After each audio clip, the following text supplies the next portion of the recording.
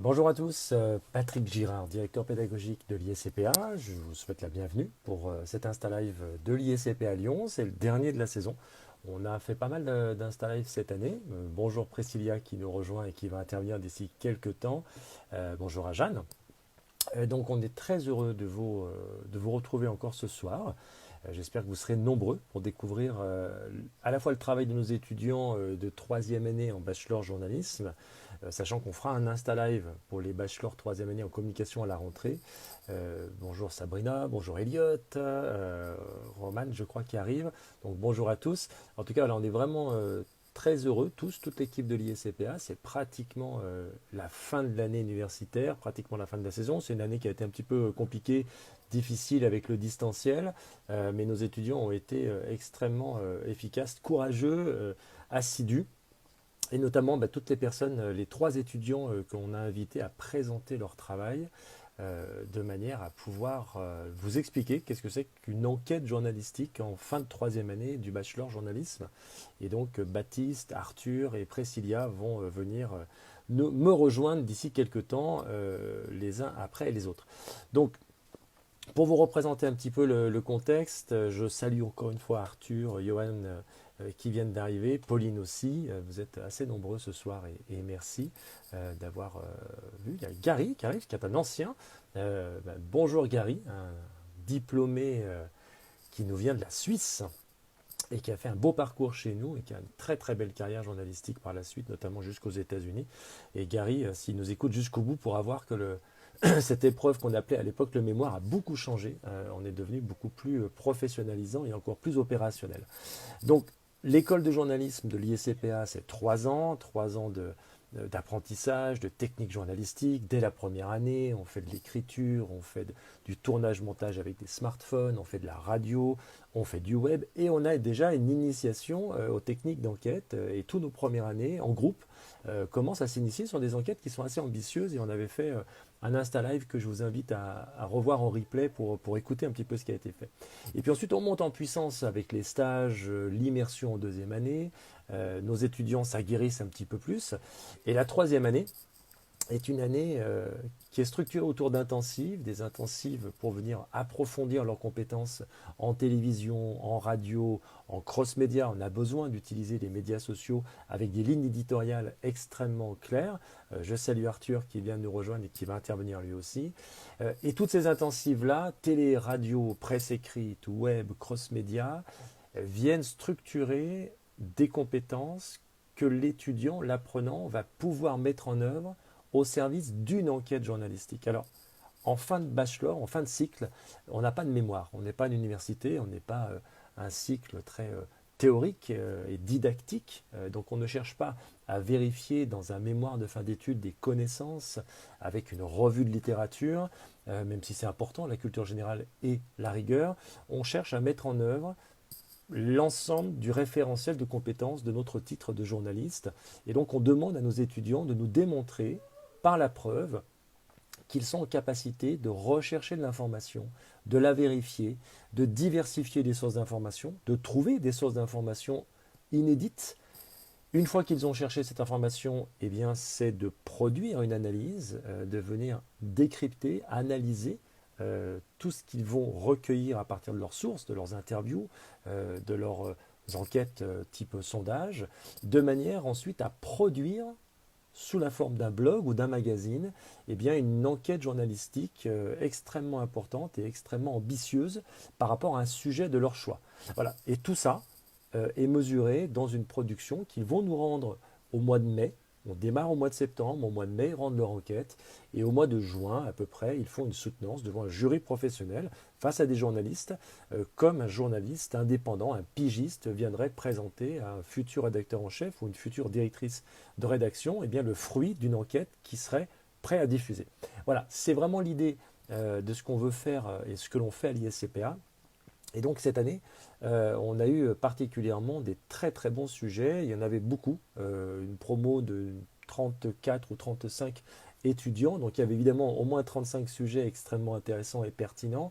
On en a sélectionné 3 parce que dans un Insta Live, on ne peut pas donner la parole à tout le monde. Mais je suis sûr que les autres nous pardonneront et on se rattrapera autrement pour les mettre en valeur.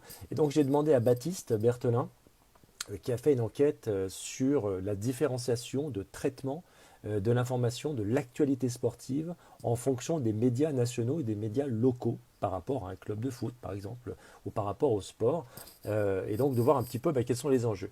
J'ai demandé aussi à Priscilla Boisseau d'intervenir, puisque Priscilla s'est posé la question, quel est l'impact d'une image fait divers, terrorisme ou autre, quel est l'impact d'une image plus ou moins violente, et est-ce que cette image violente sert l'information? Et j'ai demandé aussi à Arthur, qui nous racontera son parcours, parce qu'Arthur Blais, lui, a fait un mémoire qui a changé complètement de direction au dernier moment, et il a profité de la crise sanitaire et du Covid pour changer de sujet, en se posant la question finalement, comment est-ce qu'un média fait pour s'adapter lorsqu'il y a un confinement, lorsqu'il y a une pandémie. Et Arthur, qui travaille actuellement à BFM Lyon, eh bien, a complètement axé ce mémoire, et qui est un mémoire totalement inédit, puisque personne n'avait réfléchi à ce sujet-là. Voilà. Alors, je vais inviter Baptiste, Arthur ou Priscilla à venir me rejoindre. Il n'y a pas d'ordre protocolaire. Je salue ceux qui viennent de nous rejoindre, Maxime, Elvia, Amélie. Donc Arthur m'avait dit qu'il serait un chouïa en retard parce qu'il rentre de tournage, mais je vois qu'il est connecté. Donc voilà, Baptiste, Priscilla, si vous voulez venir me rejoindre, faites-moi un petit appel pour que je puisse vous inviter à intervenir. Sinon, j'essaye moi de vous inviter, mais je crois que c'est plus facile si c'est vous qui demandez la parole. Alors allez-y. Est-ce que Baptiste, qui était connecté depuis le début, veut venir me rejoindre? Alors, je vais essayer peut-être de l'inviter, ce sera plus simple. Il fait son timide, Baptiste, mais il a beaucoup de choses à nous dire sur le sport. Voilà, bonjour Baptiste. Alors, il y a un petit souci de son. Est-ce que Ça y est, c'est parfait. Ne bougez plus. c'est bon? Ouais, Parfait. ne bougez. Comment ça va, Baptiste? Bah ça va bien et vous? Très bien, merci. Ravi de vous avoir sur ce dernier live. Oui, Bon, merci de la proposition. voilà. C'est super. Alors, dites-nous peut-être une petite mise à jour. Où est-ce que vous en êtes? Qu'est-ce que vous faites actuellement? Alors je suis en télétravail toujours chez Lyon Mag et puis on est en train de chercher un peu à droite à gauche pour la rentrée. Pourquoi pas continuer aussi l'aventure de cette année. Voilà. Ok, donc complètement inséré dans un média local, Voilà, tout à fait. régional, Oui. important. Alors, Baptiste, donc vous avez fait une très bonne enquête journalistique. Je répète que c'est pas un mémoire, c'est vraiment une enquête. Et vous vous êtes posé la question de quelles sont les différences de traitement de l'actualité sportive en fonction, sportive lyonnaise, en fonction de si on est un média local ou si on est un média national. Est-ce que vous pouvez vraiment nous expliquer peut-être d'abord la raison de ce choix et puis comment vous avez mené cette enquête? Bah moi je me suis posé cette question tout bêtement. C'est vrai que cette année j'ai eu l'opportunité d'avoir des missions parallèles en plus de ma dernière année de formation à l'ISCPA. Donc, c'était des missions sportives en rapport avec l'Olympique Lyonnais féminin ou encore le Loup Rugby. Et en tant que média régional, local, je me suis posé la question et je me suis interrogé sur le positionnement que j'avais à avoir par rapport à un média national. Est-ce que je devais me ranger du côté des supporters? Est-ce que l'objectivité était forcément impactée? Est-ce que en plus je travaille pour un média qui a le titre de média officiel? Donc est-ce qu'en tant que média officiel, il y a encore plus un impact sur notre travail journalistique? Et c'est à Est-ce qu'on peut partir tout de dire? Voilà. Est-ce qu'on peut voilà, critiquer? Est-ce qu'on peut dire des choses tout à fait. négatives sur un club dont finalement le titre ou la marque est partenaire? Voilà, parce qu'on met une marque en avant et ils mettent la marque du média en avant Ouais. sur différentes choses. Donc c'est toutes ces questions que je me suis posées. Et je me suis dit bah pourquoi pas en faire une enquête journalistique. Donc après il a fallu cadrer le sujet parce que une enquête journalistique c'est limité quand même à 60 000 signes, donc il faut Mhm. cadrer, il faut choisir ses bons intervenants, il faut savoir à qui avoir affaire, savoir poser les bonnes questions pour cadrer notre enquête et essayer d'avoir une réponse ou des réponses à l'issue des 28-32 pages ou 60 000 signes. D'accord. Alors il y a Clara qui nous a rejoint et Clara est une étudiante en fin de première année, donc je pense qu'elle va être super intéressée parce que ça va lui tomber dessus dans 2 ans, un peu moins de 2 ans. Ça, oui. Est-ce que vous avez déjà eu, dès le début, déjà une idée du livrable? On avait la possibilité de faire un blog, de faire un magazine, comme vous l'avez dit, de 24 ou 32 pages, ou de faire un multimédia, voire du podcast. Est-ce que vous aviez déjà un petit peu une idée en tête ou pas du tout? Non, pas du tout, parce que pour dire, j'ai rendu un format magazine de 28 pages Mhm. et donc le magazine se monte, ou en tout cas on apprend à l'école de monter un magazine, la mise en page sur un logiciel de la suite Adobe qui s'appelle InDesign. Et je suis pas du tout familier avec InDesign, c'est D'accord. pas ce que je préfère. Et moi j'aime beaucoup la radio, j'ai eu la chance d'en faire, donc je me suis dit pourquoi pas partir sur un podcast. Mais c'est vrai que c'est un nouveau format cette année, il C'est faut vrai. dire. C'est un nouveau format et c'est vrai que ce nouveau format m'a un peu refroidi parce que j'avais pas d'éléments de comparaison, je savais pas sur quoi me baser.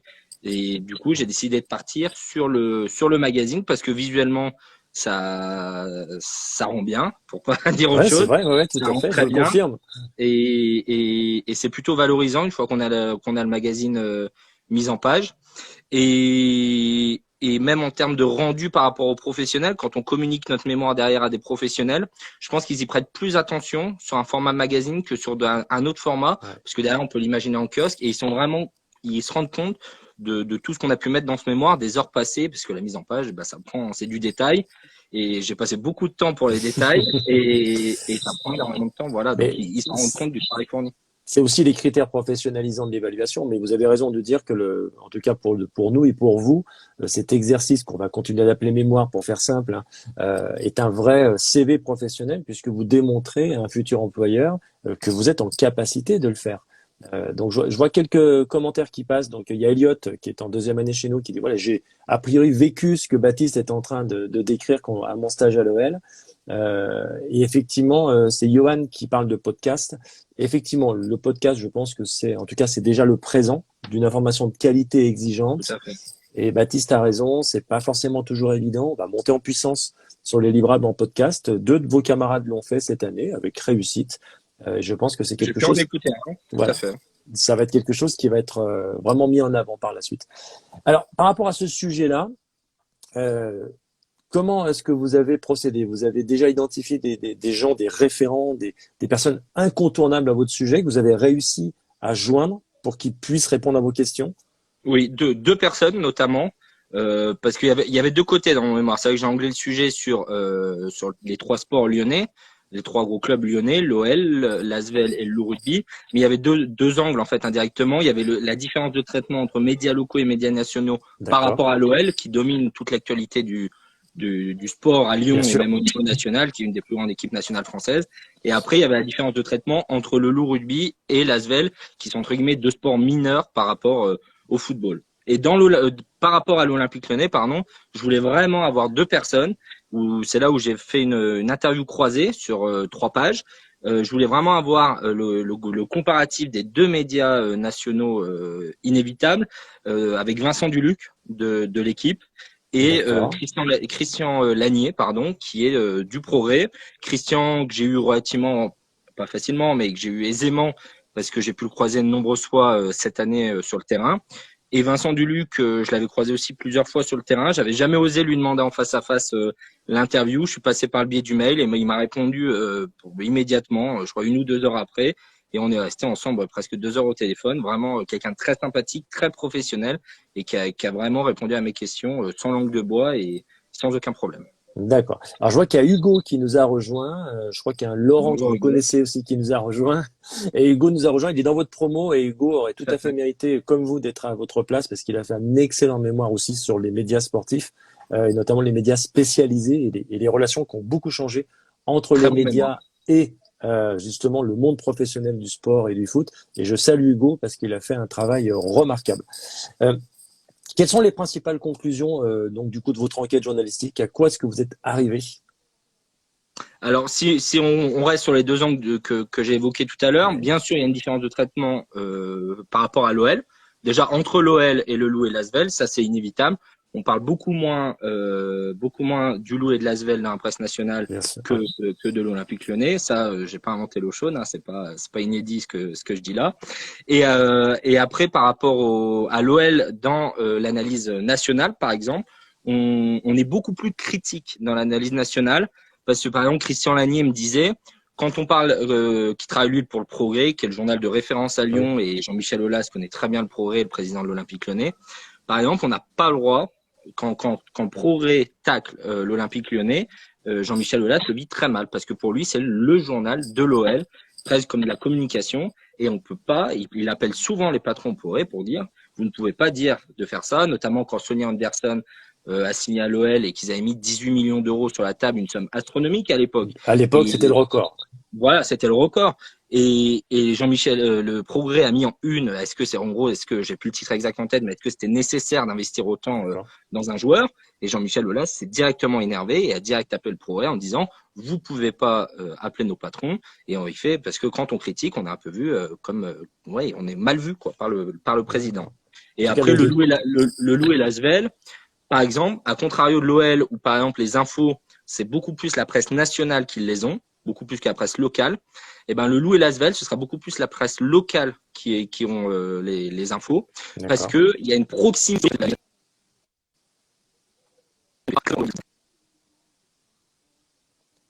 Alors c'est bon. Historique entre les deux, et ben souvent les infos communiquent mieux avec la presse locale. Et en tout cas, c'est là où on touche du doigt une chose qui était très intéressante dans votre enquête, c'est les attentes très différentes des uns et des autres. Vous le dites très bien, Jean-Michel Aulas, président d'un club coté en bourse, peut considérer le navire amiral des médias type PQR Progrès comme étant une vitrine, comme étant un média qui doit montrer positivement son club. Et puis ensuite, l'équipe, par exemple, qui est un média national et qui n'a pas d'intérêt lié économiquement au local et qui peut effectivement avoir quelquefois la dent peut-être un petit peu plus dure. Et puis finalement, peut-être encore plus dur pour faire un petit peu de buzz. Donc, et vous le montrez très très bien dans votre enquête. Est-ce qu'il y a une évolution depuis une décennie, 10-15 ans? Est-ce qu'il y a une évolution de ce traitement entre la presse locale et nationale? Très peu, très très peu, parce que c'est Benjamin Parot qui est aujourd'hui responsable de la communication du Stade de Reims, mais qui a effectué un travail sur le même sujet. Et qui me disait, par exemple, il évoquait dans un club de basket une histoire où le club allait déposer le bilan. C'était il y a quelques années déjà. Et le club allait déposer le bilan. Tous les journalistes, c'est sorti du jour au lendemain dans la presse nationale, mais tous les journalistes de la presse locale le savaient depuis des mois. Mais l'info, ils l'ont pas sorti. Pourquoi? Parce qu'il y a des liens entre les patrons de tels médias et les clubs. Parce qu'il y a des liens aussi économiques, plus qu'affectifs. Donc il y a tous ces genres de liens. Et c'est vrai que ça évolue très peu. Et la presse locale est tellement dépendante des clubs. Pour à Lyon, parler de l'Olympique Lyonnais, ça vend énormément.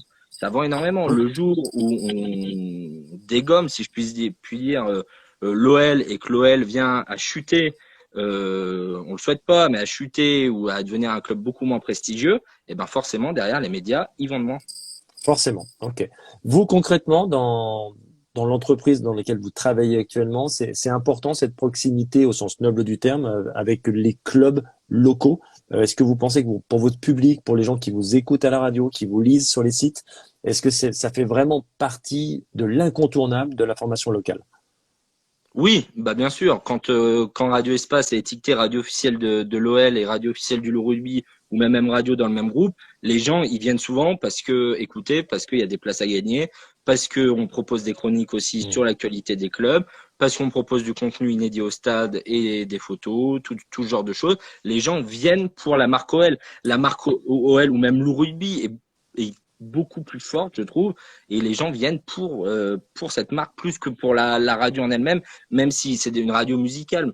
Et pour l'info, ils viennent chercher l'OL plus que de l'actualité générale. Sur des radios musicales, on fait pas des journaux de 20 minutes comme sur RTL, France Info, c'est des flash infos de 3 minutes. Les gens viennent pas pour l'info de base. Bon, super. Écoutez, Baptiste, merci beaucoup d'avoir merci à vous. Bien résumé, bien fait une bonne synthèse de votre travail. Et puis de toute façon, ce travail, on va pouvoir le lire et on va pouvoir le trouver sur les réseaux et les médias sociaux parce que c'est encore une fois une très belle enquête. Merci. Je peux en profiter pour remercier juste ma tutrice parce qu'on a une tutrice qui nous accompagne pendant tout ce mémoire et Florence qui travaille aussi avec moi chez Espace Group, qui m'a accompagné pendant tout ce mémoire, peu importe le jour et l'heure, et qui a toujours été de bons conseils, qui s'est parfois énervé parce qu'il faut s'énerver, et le résultat est plutôt satisfaisant. Le résultat est vraiment je la remercie sincèrement. Encore une fois remarquable, et merci à vous, et merci surtout d'avoir bien voulu montrer un petit peu ce que vous avez fait. Et Elliot est en train de dire j'ai hâte de le lire, donc on le fera lire à un maximum de gens. Merci Baptiste, je vous dis bel été à vous. Merci à vous aussi. Merci. Bel été à tout le monde. Merci, on se retrouve bientôt en vrai, j'espère. Avec grand plaisir. Merci beaucoup. Bye bye Baptiste, à bientôt. Live, au revoir. Merci. Bon, donc vous voyez que ce qu'on peut faire, c'est vraiment un exemple classique. On a pas mal d'étudiants en journalisme qui s'intéressent à la thématique du sport. J'ai cité tout à l'heure Hugo, mais il y en a plein d'autres qui ont fait ça. Et puis bah là, on va passer sur un autre sujet complètement différent. Alors, je ne sais pas si c'est Priscilla ou si c'est Arthur qui va peut-être le voir. On va peut-être inviter Priscilla. On va alterner fille-garçon. Arthur ne m'en voudra pas de passer après. Donc, Priscilla, bonjour. Bonjour, Voilà, super, un essai son parfait. Bonjour à vous, tout va bien? ça va et vous? Oui, impeccable, impeccable. Dernier live de l'année, en tout cas. Donc, je suis content encore une fois de le faire avec vous trois, et c'est sympa. Et je vois qu'il y a pas mal de gens de votre promo qui se connectent, donc là, c'est Ouais. très agréable aussi. Bon, merci aussi, il y a Elvia qui vous dit bonjour. Merci d'avoir accepté l'invitation qu'on vous a faite, Priscilla. Bah, avec plaisir. Alors, pareil, petite mise à jour, où est-ce que vous en êtes? Il y a Clara qui est là aussi. Où est-ce que vous en êtes? Et ben moi je suis en recherche pour le mois de septembre là. Enfin, en Ok, attendant je fais totalement autre chose, mais voilà je suis en d'accord. recherche pour le mois de septembre. Bon, le stage a été effectué où? Le long stage de troisième année? Moi c'était le VSD qu'on avait Oui, fait donc au avec le progrès. programme. Ok, Ouais c'est donc ça, mission quasiment sur l'année entière, tous les week-ends ouais presque, au progrès comme secrétaire de rédaction.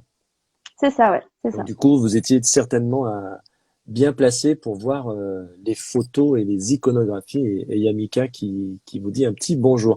Alors vous, Salut. votre sujet de mémoire n'a rien à voir avec le sport. C'est un sujet qui, dès le début, quand vous l'avez proposé, nous a emballé parce qu'il était totalement inédit. On avait eu des mémoires, des enquêtes sur le photojournalisme en temps de guerre, sur finalement l'impact d'une photo entre l'esthétisme et l'actualité, mais vous, vous êtes vraiment posé la question des images violentes dans toutes les configurations et finalement à quoi ça sert? Est-ce que ça sert à l'information? Ouais. Est-ce que j'ai à Non, peu près résumé votre angle?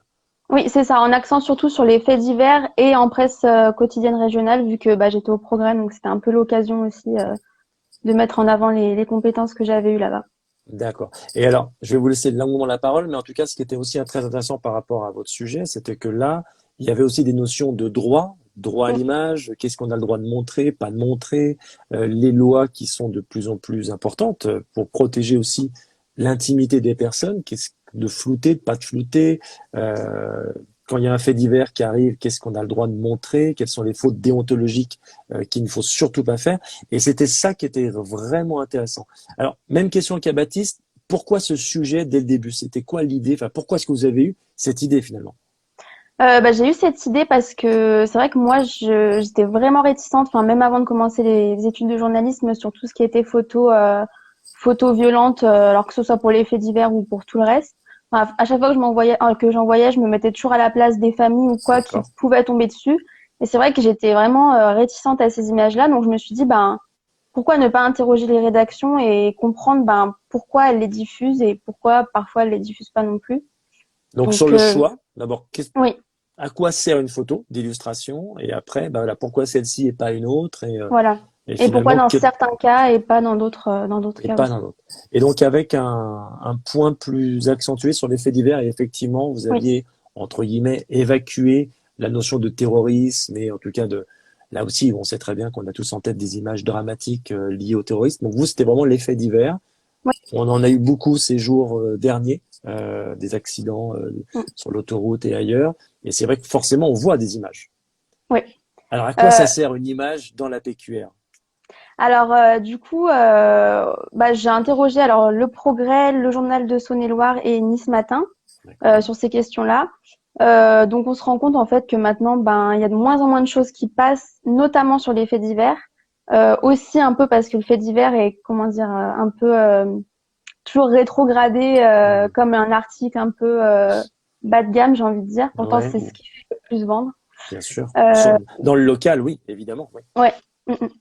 Et donc du coup, on se rend compte que les corps sans vie passent de moins en moins. Alors à part sur les attentats, évidemment, comme on a pu le Ouais, voir à Nice. Donc les corps sans vie recouverts, hein, parce que quand ils sont pas recouverts, donc c'est la loi, c'est atteinte à la dignité de la personne. exact.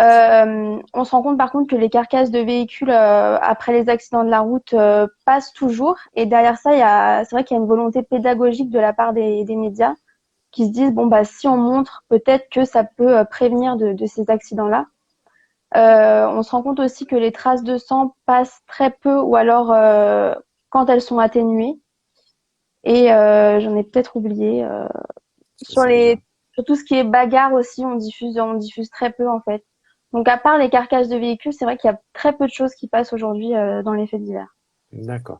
Et est-ce que vous pensez, parce qu'on est sur une sorte de période très politiquement correcte, où tout est plus ou moins aseptisé, ou est-ce que derrière, il y a vraiment une vraie réflexion sur les conséquences qui peuvent être tout à fait négatives si on se prend une photo choc sans avertissement finalement, puisque vous l'avez très bien dit, vous avez travaillé sur de la PQR, un papier, hein, quand on tourne une page, on n'est pas forcément prévenu de la photo qui arrive, contrairement au web où on peut avoir quelques alertes. Donc finalement, voilà, est-ce que c'est un une évolution sociétale vers moins on en dit et mieux on se porte, ou est-ce qu'il y a une vraie réflexion déontologique, journalistique derrière? Bah, de ce que j'ai pu voir, en fait, c'est vrai que c'est pas du tout sur le côté on en montre moins parce qu'il faut moins en montrer. C'est D'accord. vraiment que chez les médias locaux que j'ai interrogés, en tout cas, il y a vraiment une notion de communauté et de ne pas choquer le lecteur de proximité, parce que c'est vrai que les lecteurs qui lisent Le Progrès, bah voilà, c'est une petite communauté où tout le monde est susceptible de se connaître. Donc voilà, on veut pas choquer le lecteur, on veut pas choquer les plus jeunes qui pourraient tomber sur le journal. Mm. Mais c'est vrai qu'il n'y a pas cette volonté de bon bah on est dans le politiquement correct, donc on en montre moins. Enfin, D'accord. en tout cas, c'est pas l'argument qui ressort. Et dans votre enquête, il y avait vraiment une analyse très très intéressante de ce que vous êtes en train de dire, que finalement, quand on ouvre une PQR, donc une presse quotidienne régionale, sur un fait divers qui est tragique, ben, quelquefois c'est le voisin, c'est la voisine, c'est le cousin, c'est la cousine, c'est la famille proche aussi. Et on n'a pas forcément envie, effectivement, de voir exposer quelqu'un qu'on connaît ou quelqu'un qui est connu dans le quartier. Et on voit bien, par rapport à l'accident qu'il y a eu sur l'autoroute, puisque ce sont des personnes de Vénissieux, eh bien, quand c'est régional, hein, c'est la fameuse règle du un mort au kilomètre, l'émotion est encore plus forte. Donc c'est là où il faut être, en tant que journaliste, c'est là où vous devez être prudent. C'est ça, c'est là où. Est-ce qu'il y a, dans les conférences de rédaction, est-ce que quand il arrive quelque chose comme ça, est-ce qu'il y a des réunions de réflexion, de dire attention, c'est touchy, on peut pas? Oui, c'est ça. Et il y a même, alors c'est ce que me disait le chef d'information au Progrès, Philippe Pitot, même à la demande des lecteurs parfois ou des familles qui appellent derrière quand on a diffusé une image, il est possible de la retirer sans poser de questions, ce qui se passerait, je pense, pas au niveau national D'accord, sur une photo d'accord. qui serait déjà parue, quoi. Ok. Et là, sans trop de débat au sein même de la rédaction, tout le monde comprend à peu près. Oui, ouais, ouais. En général, même les photographes eux-mêmes enfin, on prend toujours en photo hein, ce qui se passe, Mhm. mais ils font un tri à l'arrivée, voilà. D'accord. Mais ce tri, si j'entends bien ce que vous dites, n'est pas de l'autocensure. Non, non, non, c'est vraiment respecter une charte et respecter le lectorat et sa communauté. D'accord, ok. Est-ce qu'il y a des nouveaux moyens justement de montrer ces faits divers différemment, autrement que par cette fameuse photo choc? Et ben du coup, tout est dans le cadrage et dans comment on va prendre la photo. Alors notamment au journal de Saône-et-Loire, ils privilégient les photos enfin comment ça, en plan large, pardon. Ouais, On évite vraiment de faire des focus sur des éléments très particuliers de la voiture ou sur des objets personnels, par exemple sur un accident qui aurait pu voler à côté de la voiture. On essaie d'éviter au maximum qu'il soit dans le champ. Donc voilà, c'est tout de la suggestion. On évite aussi de mettre 50 photos sur un fait divers. Voilà, il faut toujours une photo d'illustration, mais on évite d'en mettre une dizaine, quoi. d'accord. Et je me souviens que lors de la soutenance, le jury vous avait aussi interrogé et questionné sur finalement est-ce qu'il y avait une différence entre le papier, la PQR classique et le site internet, parce que sur internet on peut mettre beaucoup plus de choses. Il me semble que vous avez dit que même sur les sites internet, il n'y avait pas non plus une collection illimitée de photos, tout simplement parce que il y avait aussi cette réflexion déontologique. Oui, c'est ça. Enfin, sur le site internet, c'est pareil. On diffuse à peu près les mêmes photos. Et d'ailleurs, en général, surtout sur les accidents de la route ou sur les drames comme ça, on attend toujours que la famille ait été prévenue ou par exemple, on appelle les gendarmes pour savoir si la famille a déjà été prévenue, histoire qu'elle la prenne pas via la presse, quoi. D'accord. Donc là, c'est un mode opératoire Ouais. Mm. qui est quasiment donné dès que vous arrivez en stage ou en emploi dans les journaux en disant voilà, dès qu'il se passe quelque chose un peu de dramatique, c'est on vérifie d'abord, gendarmerie, pompiers, je ne sais quoi. Est-ce que la famille est informée? C'est à ce moment-là que vous avez le go pour diffuser. Oui. Oui, c'est ça. Au Progrès, je sais qu'il y a une personne qui est vraiment dédiée aux faits divers. Et sinon, il y a beaucoup de journalistes qui repassent dessus à chaque fois. D'accord. C'est vraiment ce qu'on cale en dernier dans la maquette en général. Voilà, pour être sûr que tous les filtres ont été appliqués au niveau des images ou même des infos qu'on peut donner. D'accord. Même si malheureusement, quelquefois, on peut avoir les images euh, par le biais de citoyens ou de personnes lambda C'est qui ça. se trouvent sur place et qui vont diffuser sans aucun filtre ces images-là sur Twitter et ailleurs. Et là, effectivement, on peut avoir un vrai problème par rapport à la diffusion de l'information. Oui, c'est ça. Ouais. Par rapport au début de votre démarche, de votre enquête, est-ce que vous avez changé d'opinion, changé d'avis, de posture par rapport à votre sujet? Est-ce que ça vous a conforté dans ce que vous vouliez faire comme journaliste ou est-ce que ça vous a totalement, on va dire, modifié un petit peu sur votre approche? Déjà, au niveau des images violentes, je suis quand même un peu plus ouverte puisque c'est vrai qu'au début, pour moi, c'était non. Mais c'est vrai D'accord. qu'on se rend compte que finalement, sans images, il y a souvent pas la même réaction du lectorat, en fait. Bon, on l'a vu surtout sur les violences policières. Bon, c'était aux États-Unis. Mais je pense que la réaction derrière, elle est pas la même quand on n'a pas le choc de l'image, en fait. Mm. Et c'est vrai que je me souviens qu'on avait discuté aussi ensemble de ce fameux vieux slogan de Paris Match, Mm. le poids des mots et le choc des photos. Et effectivement, on avait reçu à l'ISCPA il y a quelques temps ce photojournaliste qui avait fait cette photo incroyable des CRS en feu pendant une Ouais, manifestation. Et c'est vrai qu'une voilà, une photographie comme ça interpelle et elle peut être nécessaire pour rentrer après dans un article ou dans une analyse. Donc, c'est ça. c'est nécessaire. Ok. Est-ce que ça va être un de vos projets professionnels à venir maintenant, de Euh, continuer à défricher ce sujet? Ah oui, oui, pourquoi pas. Bah, surtout si je continue en PQR, je pense que j'y serai confrontée quasiment tous les jours. D'accord. Donc voilà. Bon, est-ce que des collègues peuvent venir taper à votre porte en disant, toi qui es une experte, ça je peux, ça je peux pas, qu'est-ce que tu en penses? Je sais pas si je suis une experte, mais peut-être que le mémoire pourra m'aider à répondre parfois quand je serai confrontée à ce genre de problème. Ouais, ok. Bon, en tout cas, Priscilla, merci beaucoup d'avoir Merci à vous. accepté, de vous être mobilisé ce soir, puis merci de nous avoir résumé et expliqué un petit peu ce que vous aviez fait, puis les résultats de votre enquête. Et encore une fois, cette enquête est elle aussi tout à fait remarquable et vraiment intéressante. Merci beaucoup, Merci. Priscilla. Bel été à Merci vous. à Et vous. Bonne puis, soirée. on croise les doigts pour la rentrée. Oui, À merci. bientôt. Bonne soirée. Merci, Priscilla. Bien, en tout cas, oui, il y a vraiment beaucoup de diversité dans les témoignages ce soir. Et c'est ce qui est vraiment hyper intéressant parce qu'il y a plein de choses. Et encore une fois, c'est ce que je vous disais tout à l'heure. Il y avait 34 sujets et 34 sujets complètement passionnants les uns et les autres. Il a fallu faire un choix. Choisir, c'est renoncer, comme on dit, et c'est pas toujours évident. Eh ben, on va appeler justement Arthur. Je sais pas s'il peut se connecter, Arthur, ou si je vais le chercher en invitation. Je sais pas si. Alors Arthur était connecté il y a quelques secondes. Est-ce que Arthur m'entend? Parce que vraiment ce qu'il a à nous dire est super intéressant. Euh, alors, un tout petit moment. Voilà, Arthur est là. Hop, je l'invite. Et il est en train de se connecter. Donc Arthur, c'est ce que j'expliquais tout à l'heure. Bonjour Arthur. Ah, bonjour, Comment ça va? ça va et vous? Très bien. Ça y est, vous êtes revenu de reportage?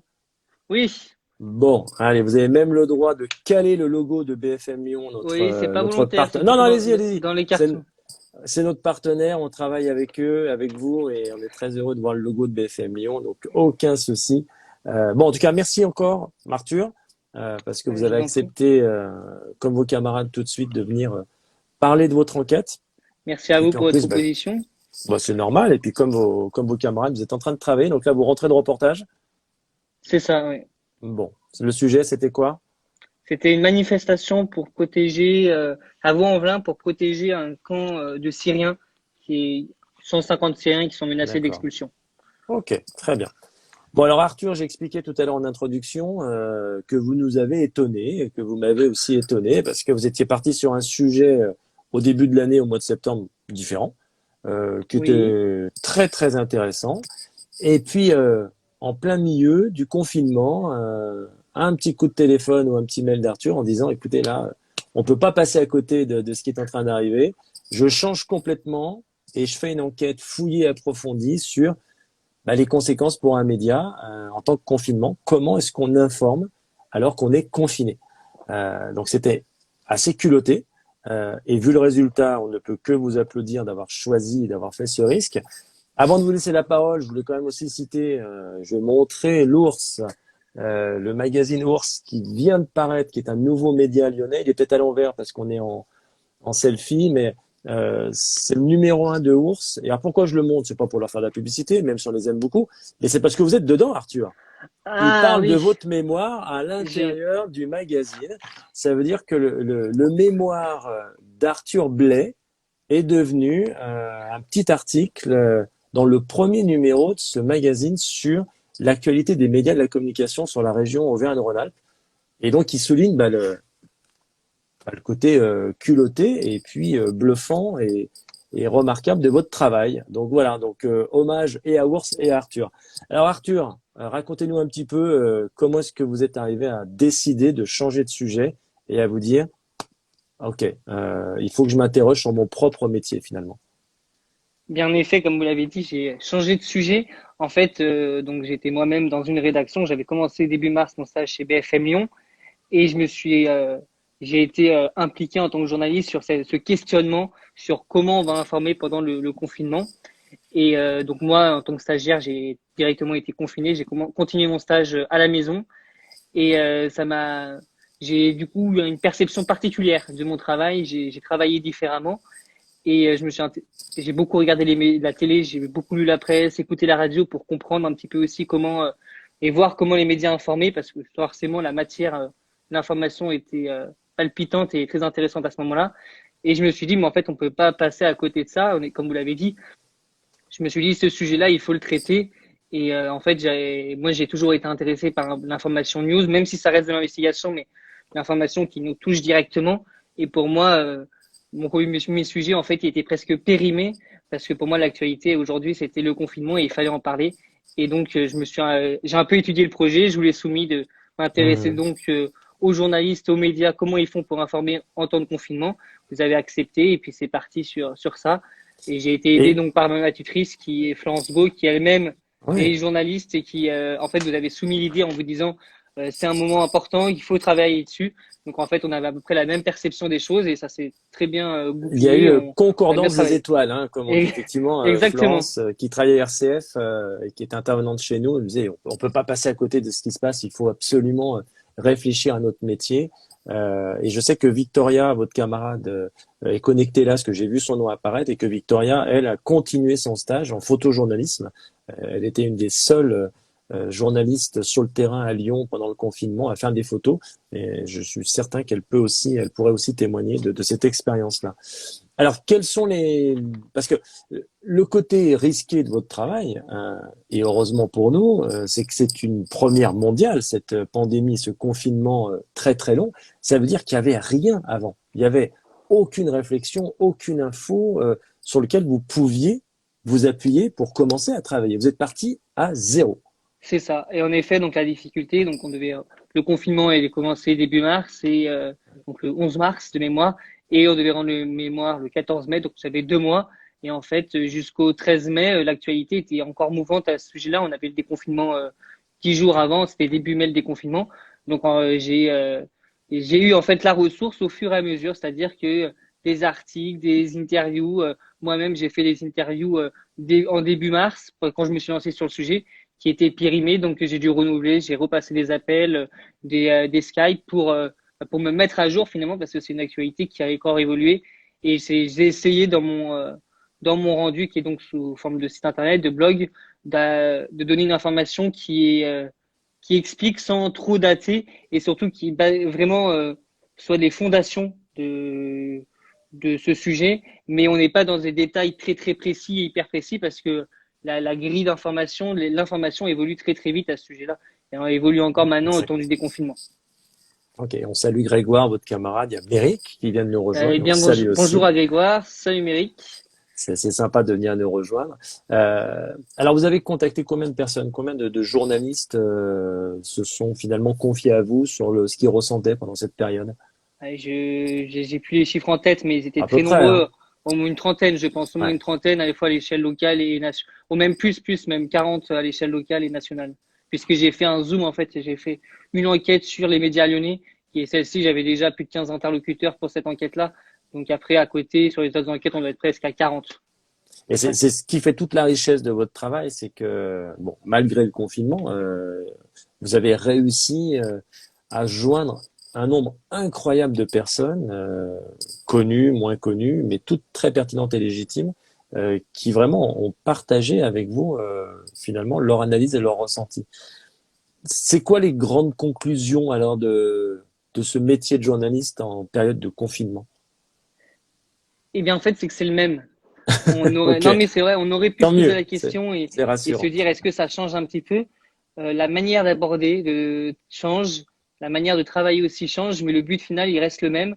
Et encore, il est encore plus important en période de confinement puisque je le dis, hein, les audiences doublent en télé, la presse écrite est beaucoup plus vue, même la radio est écoutée alors qu'on prend plus sa voiture. Et les médias sont scrutés, donc l'information a une place encore plus importante. Et donc, c'est encore plus important finalement de faire ce métier-là et de donner de bonnes informations. Et donc, la conclusion, c'est que c'est la même chose, mais on l'aborde différemment. On travaille de chez soi. Mhm. Une journaliste de France Bleu Toulon qui me disait bah, je ne peux plus aller sur le terrain. Par exemple, il y avait une épidémie au sein du Charles de Gaulle, le porte-avions Charles de Gaulle qui est au bord de Toulon. Elle, c'est une de ses spécialités. Elle n'a même pas pu, alors que c'était à 2 kilomètres de chez elle. Elle n'a pas pu se déplacer et y aller parce que c'était les règles de la direction. Donc, il a fallu informer différemment sans être sur place. Alors que surtout en radio, on a l'habitude d'incarner, de raconter ce qui se passe, de dire ce qu'on voit. Donc, c'est différent. Le rendu peut être différent, mais le fond est le même, c'est-à-dire qu'on continue à informer et on a une exigence qui est peut-être encore plus importante au temps du confinement parce on se sait écouter et surtout on sait que l'information qu'on donne est hyper importante puisqu'on parle chaque soir, on parle quand même de mort à la télé, à la radio, en presse écrite. Donc ça, c'est important et ça donne un rôle. Donc, si on vous écoute, vraiment, il y a une responsabilité que vous avez ressentie, bah, vous d'abord en tant que journaliste et parmi vos collègues et vos interlocuteurs, sur cette mission.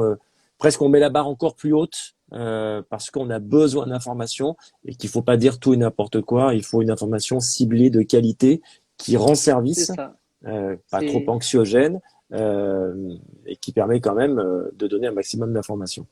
C'est ça, c'est Isabelle Poiraudot, la secrétaire générale de la rédaction d'Europe 1, qui me disait, en fait, on s'est organisé. La première semaine, ça a été l'organisation, comment faire pour informer. Et en fait, après, bah, ça a été à peu près le temps de la responsabilité. En fait, on est un média Mmh. d'information. On s'est jamais posé la question, est-ce qu'on doit continuer? En fait, pour Oui, nous, ça paraissait évident. Et c'est vrai que moi, je me suis dit, est-ce qu'il y a des gens, peut-être des médias qui vont s'arrêter? En fait, tous les médias d'information, on dit, bah non, enfin, ils ne se sont même pas posé la question, est-ce qu'on doit arrêter? Au contraire, ils étaient persuadés qu'ils devaient continuer.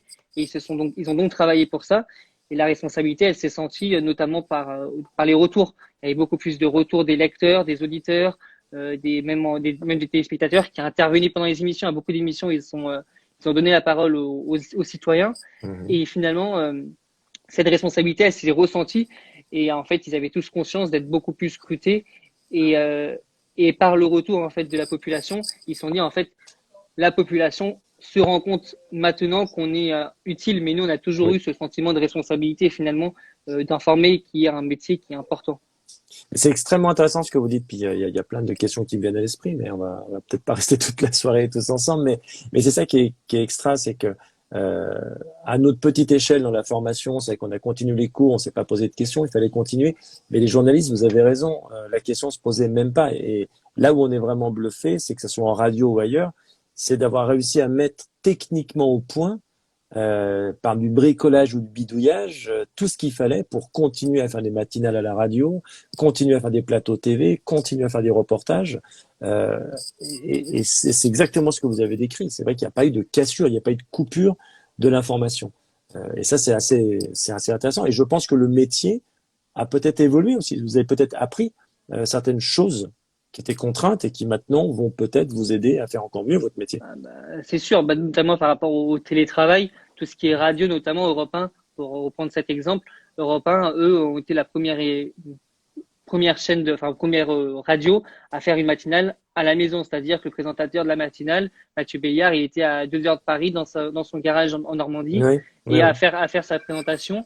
Les journalistes, ils intervenaient de chez eux, de leur appartement à Paris ou en province. Ils intervenaient donc pour avoir le bon son sous une couette ou même dans leur toilette isolée, en fait, pour avoir le meilleur son possible. Et en fait, on se rend compte que c'est possible. Et à l'écoute, ça ne change pas forcément beaucoup de choses. On s'en rend pas compte. Après, il faut dire qu'aussi, je pense que tout le public était plus indulgent à ce moment-là, puisqu'ils étaient tous conscients et eux-mêmes dans leur vie avaient des difficultés à travailler. Mais des journalistes radio aujourd'hui vont militer pour, on peut faire du télétravail. Au moins un jour par semaine, on peut travailler en télétravail. Ça se fait, ça se ressent. On a les moyens techniques aussi aujourd'hui pour le faire. Et en fait, je pense que le confinement a cassé un petit peu cette peur du télétravail. Oui, un journaliste peut faire du télétravail. Alors, pas tous les journalistes sont de terrain, mais certains journalistes peuvent faire du télétravail. C'est vrai que c'était un peu peut-être un tabou au départ, mais on se rend compte avec le confinement, on s'est rendu compte que c'était possible et que ça ne nuisait pas à la qualité de l'information. D'accord. Et ça a certainement aussi aidé à changer l'image des journalistes. On sait que dans les enquêtes, le métier de journaliste est souvent envié, adulé, mais aussi quelquefois très critiqué. L'épisode des Gilets jaunes avait été un petit peu compliqué pour beaucoup de journalistes. Et là, c'est vrai que j'ai hâte de voir les prochains sondages d'opinion sur cette profession, parce que je pense que unanimement, il y a eu un très très bon écho des citoyens par rapport à tout ce que vous avez fait, l'ensemble des journalistes, quels que soient les médias, pour continuer à informer tout le monde et le mieux possible, sans polémique et en posant finalement des bonnes questions aussi. Et je pense que là, on va avoir un vrai tournant en tout cas, en termes C'est d'image. marrant que vous le dites ça, parce qu'on en avait discuté à mon oral de mémoire et avec le jury, on n'était pas tous forcément d'accord par rapport à ça, à la perception du public vis-à-vis des journalistes. En effet, il faudra voir les prochains sondages à ce sujet-là, pardon. Tout à fait. Mais je pense que l'important, je pense qu'on a renoué un lien, même si il y aura c'est reparti, notamment reparti dès maintenant avec les critiques envers les médias. C'est terminé un petit peu ce côté solidarité, mais le journaliste, en fait, dans cette période, parce que c'est une période de crise, s'est révélé utile. Et je pense que même tous les citoyens ne l'auront pas oublié, même dans 10 ans, ils n'auront pas oublié qu'ils ont été informés tout le long par des médias. Il ne faut pas oublier qu'on est quand même on a de la chance d'avoir de l'information et surtout une pluralité de l'information, avoir plein de médias différents qui parlent différemment, qui causent différemment de plein de choses différentes et qui abordent des thématiques différentes. Et ça, c'est vrai que c'est une chance en France et d'avoir tout ça et de continuer à avoir tout ça en temps de crise. Ouais. Et paradoxalement, finalement, c'est parce que nous, on a trouvé normal d'avoir de l'information que ça démontre que vous avez fait un travail en profondeur assez exceptionnel puisqu'on s'est pratiquement rendu compte de rien par rapport à cette information en temps de confinement. Et finalement, c'est comme les éboueurs, s'ils ramassent leurs poubelles, ils continuent à ramasser les poubelles, mais on s'en rend pas forcément compte. C'est quand ils arrêtent. C'est à peu près ça. Pareil avec les journalistes, presque un métier de l'ombre. En fait, finalement, ils sont utiles au quotidien et on se rend compte de leur utilité que quand ils ne sont plus là. Bon, en tout cas, écoutez Arthur, merci beaucoup d'avoir présenté votre enquête. Encore une fois, félicitations par rapport à l'article dans Ours et j'espère que ça va vous porter loin ce que vous avez fait et continuer de bosser. On verra. Bravo aux audiences de BFM Lyon puisque c'est sorti et cette chaîne locale et régionale. Pas pour grand-chose, mais je passerai le mot. Bon, vous êtes une petite cheville ouvrière quand même, donc vous en faites partie et bravo et saluez toute l'équipe de BFM Lyon. Et notamment beaucoup de diplômés de l'ISCPA qui travaillent sur cette chaîne. Donc, on est très content pour vous. Merci Arthur d'avoir accepté. Et puis, je vous souhaite bonne continuation et à très vite.